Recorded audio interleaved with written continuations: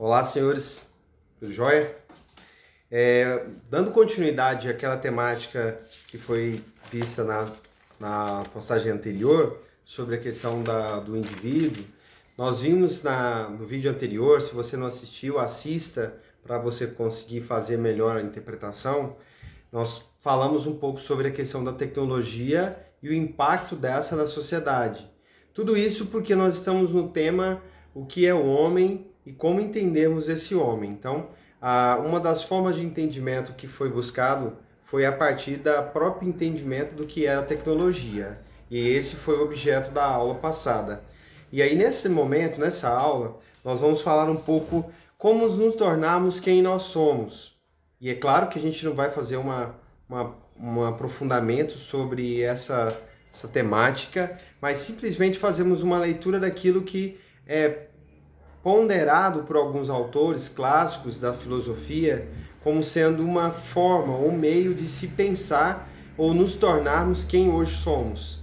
E aí a primeira corrente clássica, ela não poderia deixar de ser ninguém mais, ninguém menos do que o próprio Sócrates. Então, um dos primeiros teóricos a pensar quem é o homem é justamente o filósofo grego Sócrates. E aí ele, com a famosa frase atribuída a ele propõe a ideia de que o conhecimento ele nunca se fecha, o conhecimento nunca é de fato atingido de forma absoluta. E se nós não conseguimos então atingir esse conhecimento de maneira absoluta, nós precisamos sempre buscar mais conhecimento. E, portanto, a gente vai ter aí dois paradoxos, duas contradições. Se eu afirmo que o conhecimento ele não é absoluto e a gente não consegue fechar esse conhecimento, eu também não posso afirmar que eu sei quem eu sou de forma plena. Por quê? Como o conhecimento é uma busca perpétua, é uma busca contínua, quem eu sou também será uma busca contínua. Então, para eu entender quem eu sou, eu preciso sempre buscar me entender. Essa é a grande jogada que o Sócrates vai fazer. Então, é a grande proposta que ele vai fazer. E ele vai estar aqui no momento contrariando a ideia que os sofistas impunham e apresentaram de que o homem ele é, por si só, uma massa que é reproduzida ou que se reproduz um determinado tipo de saber. E, portanto, para que eu possa ser alguma coisa, eu preciso me guiar ou me deixar guiar por determinada verdade, determinado conhecimento. Essa era a verdade ou essa era a pregação dos sofistas. E Sócrates, ele contraria aquela corrente sofista, que aí, para a gente recordar um pouco, os sofistas eram pensadores da filosofia da Grécia Antiga e também políticos que utilizavam de duas técnicas, a retórica e a oratória, para tentar convencer as pessoas de que aquilo que eles falavam era de fato verdade. E essa é a ideia que o Sócrates combate, a ideia de que exista uma verdade absoluta. Se não existe uma verdade absoluta, não há como definir o homem em sua totalitude, ou em sua plenitude. E aí a gente poderia falar, poxa, e agora? Como que eu faço? Se eu nunca sei quem eu sou, como que eu vou tomar uma decisão? Como que eu posso me dizer ou me auto-intitular capaz de tomar uma decisão? E aí é nesse sentido que Sócrates ele vai reproduzir. Ele vai pensar, olha, o homem tem que se utilizar das habilidades que ele já conhece ou das suas habilidades pessoais que já se tornaram conhecidas para ele, para poder tomar suas decisões, mas ele precisa buscar novas habilidades e novos tipos de conhecimento. Então eu nunca estou pronto. A realidade para Sócrates é que a gente nunca está pronto e, portanto, nós precisamos sempre buscar esse conhecimento dentro de nós mesmos e no meio no qual nós vivemos.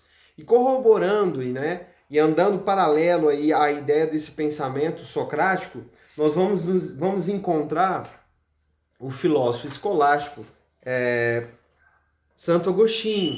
Só que Santo Agostinho ele vai colocar que essa ideia de busca ela só se será plena, a busca que nós temos por buscar quem somos dentro de nós mesmos, só será plena e completa quando nós encontrarmos com a ideia do bem, com a ideia de Deus. Então, para Sócrates entendia que a verdade seria atingida a partir da busca, mas que não existia uma verdade completa, ela precisava ser buscada. E aí alguém poderia falar, mas o tempo todo buscando a verdade? Eu não quero uma vida em que eu fico o tempo todo fazendo indagações, que eu fico me questionando sobre quem eu sou. A realidade no Sócrates é justamente essa. Nós não podemos nos conformar, tomar uma forma, aceitarmos aquilo que está posto como sendo um conceito pronto para para dizermos quem sou eu. Então não podemos aceitar alguém que venha dizer que você é aquilo ou é aquilo outro. Você tem que buscar entender e a partir das suas habilidades e do seu próprio potencial de arcabouço de entendimento, de informação, construir um conhecimento acerca de si mesmo. Só que não se fecha naquele conhecimento que você atingiu aquele momento. Ele precisa ir para além. Então a pergunta, como nos tornarmos quem nós somos, a primeira resposta nós encontramos na filosofia socrática, na ideia de que nós precisamos buscar entendermos em nós mesmos quem nós somos e nunca aceitarmos uma imposição daquilo que foi colocado como sendo nós. E aí a gente volta na fala final lá do vídeo anterior, quando eu falo sobre a tecnologia e seus impactos, onde nós terminamos com a crítica dos teóricos alemães nos Estados Unidos, que viveram nos Estados Unidos no século XX, falando que a tecnologia ela acabou produzindo um sujeito dependente e um sujeito que não tem mais uma identidade. E é nesse sentido que agora nós podemos atribuir a filosofia socrática e pensarmos, se de fato a tecnologia, como Horkheimer e Theodor Adorno afirmaram que a tecnologia produz um indivíduo, nós precisamos agora olhar para esse indivíduo diante do espelho e falar, poxa, é isso que eu quero ser? É isso que de fato nós somos? Então, nós podemos ir além daquilo que está posto. Então, a ideia posta é a ideia que é positivada, como nós já estudamos na sociologia, né? A ideia do que se construiu para nós. Mas aquilo que se construiu para nós, muitas vezes, não é nós. Quem somos, de fato, na visão socrática, só será atingida à medida em que buscarmos. Outro autor que vai tentar buscar, ou a partir daqui nós vamos tentar responder a como nos tornarmos quem nós somos, ou como nos tornarmos um indivíduo, como nos tornarmos um ser social, é o filósofo alemão Nietzsche. O Nietzsche, ele é totalmente radical à filosofia socrática. A gente precisa começar aqui a pensar que Nietzsche não concorda com aquilo que Sócrates vai falar. Ele julgava que Sócrates, ao dizer todas essas falas anteriores, ao afirmar que nós precisamos buscar o conhecimento dentro de nós mesmos, ele acabava criando uma forma de buscar e nos engessava dentro de uma resposta que, obviamente, seria e será atingida. Para Nietzsche, a resposta não está apenas dentro de si mesmo. A resposta está também naquilo que nós podemos perceber do mundo. E também está para além daquilo que nós podemos perceber do mundo, aquilo que foi percebido de forma objetiva. Então, o Nietzsche ele vai trabalhar com dois conceitos básicos, e aí esses conceitos ele vai falar de chamar eles de forças reativas e forças ativas. Que ele fala, há uma espécie de pulsão, né? Uma espécie de impulso de vida, e esse impulso é o que me direciona para poder tomar as decisões daquilo que eu sou, para entender aquilo que eu sou. E aí na força ativa, Nietzsche vai falar que ela está ligada às ciências, de um modo em geral, às ciências positivadas e à própria filosofia. E a força reativa é isso, e a força ativa ela está ligada à nossa forma de ler o mundo.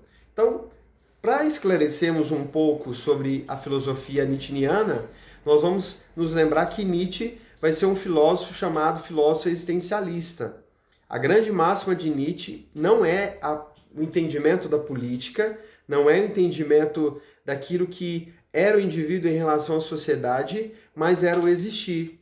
Nietzsche aparece no momento da história em que as desconstruções daquilo que eram chamado de verdades já estão cada vez maiores. Nietzsche ele vai viver durante o século XIX e o século XX, ele falece no século XX, no início do século XX, então ele consegue sentir, foi possível para ele perceber o efeito das revoluções que já foram estudadas anteriormente no campo da história e na própria área da geografia, as revoluções burguesas e, por que não dizermos, os próprios movimentos sociais. E aí o Nietzsche está no momento dessa história em que a sociedade já não sabe mais para onde vai. Aquilo que antes era ordenado, era muito certo, já não é mais certo. E o que é importante, então, para o indivíduo? Se agora nós temos um momento de caos, como Nietzsche vai falar, o que importa para nós é rompermos as convenções, aquilo que é convencionado como absoluto. Ele concorda nesse ponto com a teoria de Sócrates. Ele não bebe em Sócrates, porque ele vai dizer que Sócrates não pode ser considerado um filósofo. Para Nietzsche, o verdadeiro filósofo era aquele que, de fato, garantia a liberdade do pensamento, garantia a liberdade da expressão. E Nietzsche não o faz na visão de Nietzsche. E Sócrates não faz na visão de Nietzsche.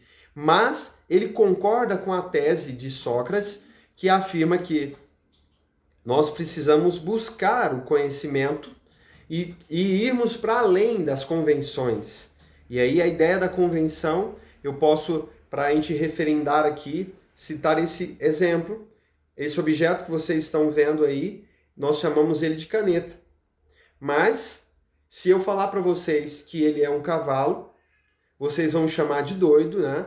Vão falar que eu estou aqui no momento de devaneio e que, por isso, não devem ficar mais ouvindo aquilo que eu vou falar para frente. Mas a ideia de caneta, ela é uma ideia convencionada e ela é objetivada. Então, quando a gente fala em objetivação, nós estamos falando na construção de verdades aquilo que se tem como aceito pela maioria. Então, todos aqueles que conhecem uma caneta, aí a gente vai mais, olha, então ele precisa conhecer caneta. Mas desde a tenue infância, nós vamos sendo disciplinados a fazermos a distinção daquilo que é caneta e aquilo que é lápis, e aí convencionamos a chamar isso aqui de caneta e não de outro objeto. Essa é a ideia das convenções, essas são as ideias dos absolutos. Nietzsche ele vai falar, olha, nós buscamos e encontramos quem somos também nas convenções. Então eu não posso desprezar todas as convenções, eu preciso ir para além delas, mas eu não posso desprezar. E aí esse momento da busca do conhecimento nessas convenções, ele se faz naquilo que ele chama de força reativa, porque são formas de pensamento que existiram contrapondo aquilo que o próprio filósofo francês já tinha dito, René Descartes, o momento da dúvida. Então a dúvida lá na filosofia cartesiana, ela nos leva a uma busca de conhecimento. E aí essa busca, ela precisa parar um momento. Na filosofia cartesiana, a busca ela parava quando não havia mais o que se questionar. Era indubitável. E aí nesse sentido que se torna o objetivo, se torna objeto. Então quando eu falo em uma verdade absoluta, uma verdade objetiva, eu estou colocando a ideia de que não há mais dúvida. Então para Nietzsche, quem eu sou tem resposta nas visões objetivas, nas convenções objetivas. Eu preciso acessar o conhecimento objetivo para também entender quem eu sou.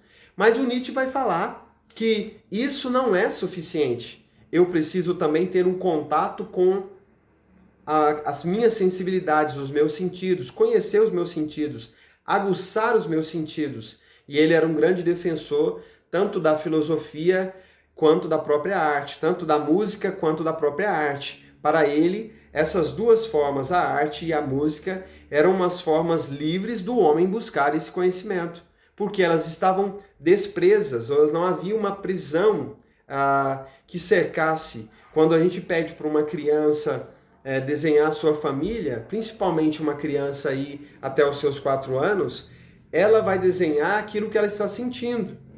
E aí, nesse sentido, quando você pega aquele desenho, você olha para aquele desenho e precisa considerar a idade da criança e o momento em que ela vive. Então eu preciso entender quem é a criança primeiro e o momento em que ela vive, para eu poder interpretar aquele desenho. Se eu parto do pressuposto de que essa criança já sabia desenhar e que tinha técnicas de desenho, eu estou partindo do pressuposto de que aquele desenho expressa não necessariamente um pensamento, mas expressa talvez um objeto, algo que foi proposto para ele. E aí, nesse sentido, nós temos a verdade absoluta. Mas quando há um desenho de uma criança que não possui técnicas, um desenho chamado desenho livre, esse desenho ele vai expressar a sensibilidade daquela criança. E é nesse sentido que o Nietzsche vai falar. Nós buscamos aquilo que somos, devemos buscar aquilo que somos nas verdades objetivas e também nas verdades sensitivas. Mas isso é muito parecido com a ideia de Platão? Mas Nietzsche não bebe em Platão.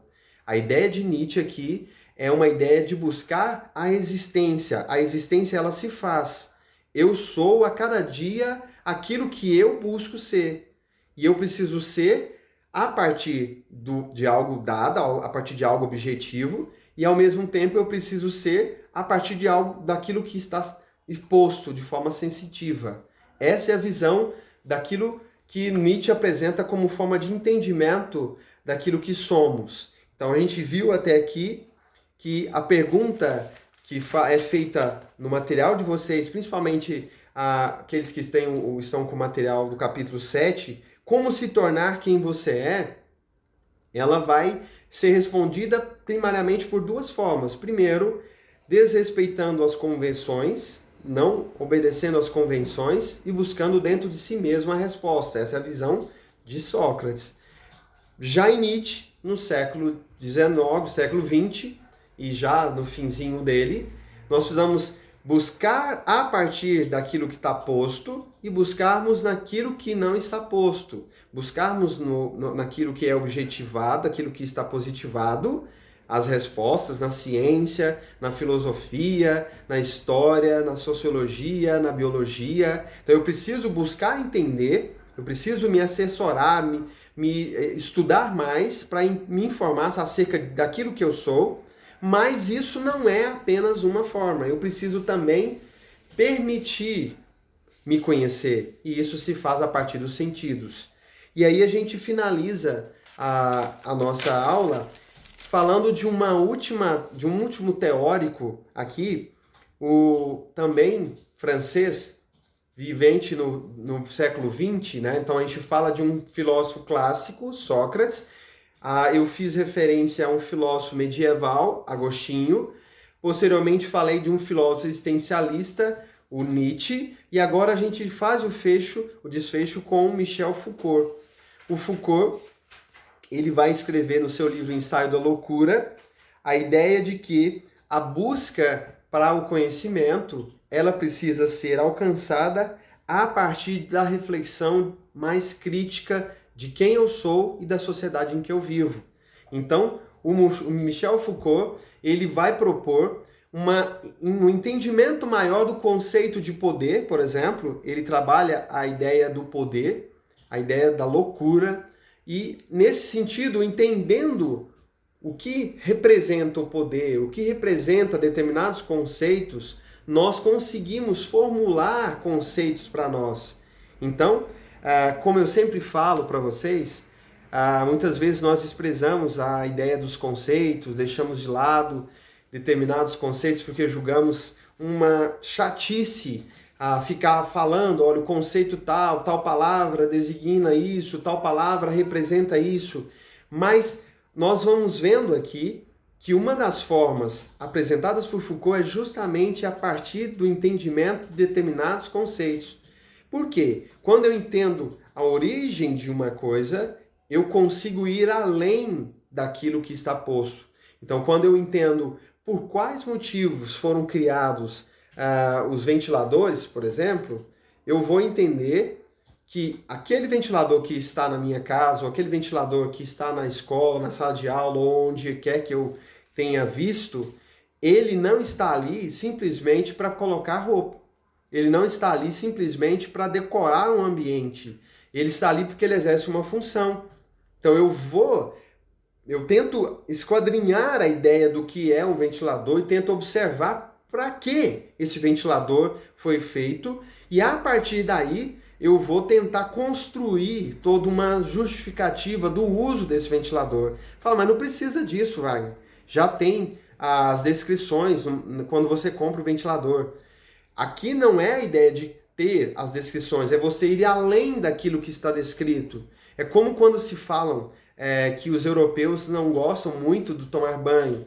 E aí, me perdoem aqui, nós estamos apenas fazendo referência a expressões populares, né? Eu não estou afirmando que eles não tomam banho, mas quando se afirma que determinados europeus, determinados países europeus não costumam tomar banhos todos os dias, nós achamos isso engraçado e alguns até justificavam isso como uma certa falta de higiene.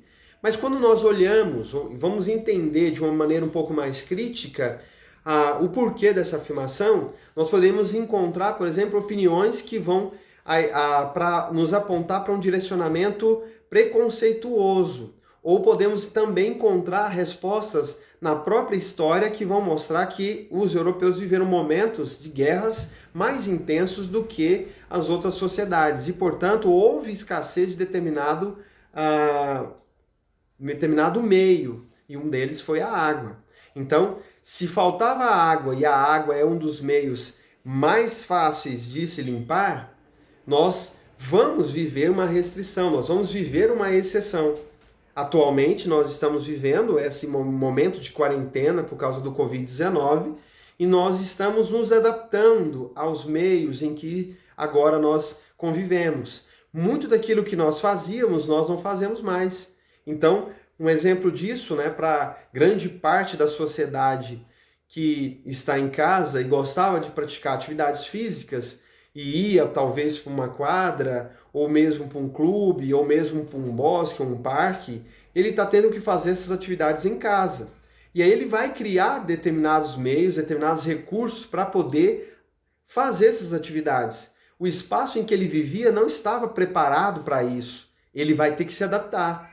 E isso só será possível a partir do entendimento do que ele quer, da reflexão acerca daquilo que ele quer. É nesse sentido que o Foucault vai falar. O indivíduo só será alguma coisa se ele, de fato, entender o que ele quer e o que querem que ele faça. Então, se ele não ponderar, se ele não refletir sobre os valores que estão colocados sobre ele, e aí no caso aqui, fazendo uma referência à tecnologia, por exemplo, já que a ideia dos teóricos marxistas, principalmente do século XIX, eram de que a tecnologia produz o homem, uma vez que eu sou produto da indústria, eu sou produto de uma fábrica, eu preciso entender como funciona uma fábrica para talvez eu entender como eu devo funcionar. Ou eu preciso entender como funciona uma máquina para eu me desvincular dessa máquina. E é nesse sentido que o Foucault vai colocar. Então eu quero crer que vocês estão observando que os 4 teóricos apresentados aqui, eles não estão apresentando uma receita simples de bolo. Não é tão simples simplesmente observar quem somos. Não é tão simples afirmar que eu ou você somos aquilo ou deixamos de ser aquilo. Porque há muito mais do que se observar, há muito mais do que se falar. Nós temos que, de fato, refletir. Então, a filosofia, ela é essa área que vai buscar entender quem é o homem. Quem é o homem agora durante a quarentena? Nós nos conhecemos mais agora durante a quarentena. Estamos tendo a oportunidade de conviver com pessoas da nossa própria família de uma forma mais particular, mais próxima. E isso nos permite refletirmos sobre quem essa pessoa é e também refletirmos como a nossa capacidade de adaptação Essa é a visão que a gente pode concluir a partir de Foucault. Então, para a próxima aula, para o próximo vídeo, eu quero que vocês assistam a esses vídeos anteriores, porque a gente vai falar um pouco sobre o aspecto religioso. Nós vamos falar o papel da religião no processo de construção de uma identidade individual. E a gente vai ver que a religião também acaba determinando determinados conceitos prontos para aquilo que é o indivíduo. Eu agradeço a todos que chegaram até aqui e assistiram toda essa aula. Se você curtiu, dá um ok aí, um like para mim e comenta se você gostou ou não, tá certo? Muito obrigado, senhores, e até mais.